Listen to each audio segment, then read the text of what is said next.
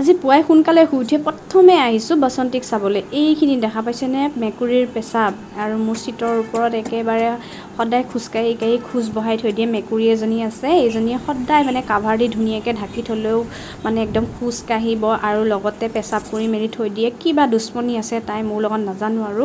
যিহেতু বহু দিনৰ পৰা ঢাকি মেলি থৈ দিছোঁ, তাৰপাছত কোৰ্টলৈ যোৱাৰ আগতে ভাবিলোঁ যে চাফ চিকুণ কৰি লওঁ, অলপ ক্লিন কৰি লওঁ। তাৰপাছত ক্লিন শ্লিন কৰি আহি মেলি চাহকাপ খাই ল'লোঁ।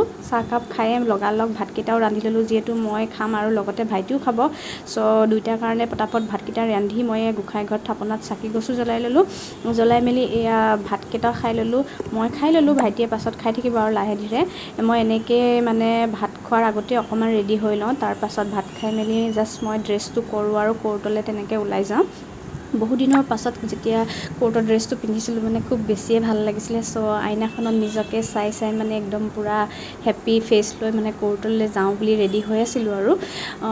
দেখিছেনে কেনেকুৱা লাগিছে বাৰু জনাবচোন। একদম মোৰ নিজৰ কিন্তু খুব বেছিয়ে ভাল লাগিছে বহুদিনৰ পাছত কোৰ্টৰ ড্ৰেছযোৰ পিন্ধিবলৈ পাই। তাৰ পাছতে মই ধুনীয়াকৈ ফুল্লি ৰেডি হৈ মেলি তললৈ গ'লোঁ আৰু পটাপট ৰেডি হৈ মেলি হেলমেট চেলমেট পিন্ধি গ'লোঁগৈ। তাৰ পাছতে মানে ষ্টাৰ্ট দিয়াৰ পাছত স্কুটিখন যেতিয়া মই চলাইছোঁ, তেতিয়া চলাওঁতে ফিল হ'ল যে স্কুটিৰ দেখোন আগ চকাটো হিলিছে, কিয় বা লৰিছে। তো মই বুজি নাপালোঁ। বুজি নাপাই মই ওচৰৰ দোকানী এজন আছিলে, মানে স্কুটিৰ মানে এইবোৰ মেকানিকৰ দোকান। তাৰপিছত দোকানীজনক সুধিলোঁ প্ৰব্লেমটো কি হৈছে। তেওঁ ক'লে যে পামচাৰ হৈছে। তেতিয়ালৈ মই গমেই পোৱা নাছিলোঁ যে পামচাৰ হৈ আছে। তাৰপাছতে তেওঁ ক'লে যে মই চেক কৰি দিছোঁ হোল আছেনে নাই। তাৰপাছত পামটো মই মানে লাহে লাহে লিক আউট হৈ আছিলে, কিন্তু তেনেকৈ মানে পূৰা ব্লাষ্ট টাইপৰ হৈ যোৱা নাছিলে আৰু পামচাৰ হওঁতে মই গমেই নাপালোঁ। লাষ্ট চাগে পূজাৰ মানে ঘৰলৈ যোৱাৰ আগদিনাখন অকণমান দেৰি হৈছিলে, তেতিয়া ৰাতি আহোঁতে চাগে মেবি হোল হৈ যাব পাৰে, কিন্তু মই তেতিয়া গম নাপালোঁ। তাৰপিছত তেওঁলোকেও চালে, কিন্তু তেতিয়া হোলটো বিচাৰি নাপালে। তথাপিও কোৰ্ট গৈ আছোঁ কাৰণে তেওঁলোকে কৈছে যে এনেই লিক হৈছে চাগে, তো পামটো দি মেলি মোক তেনেকৈ মই গুচি গ'লোঁ।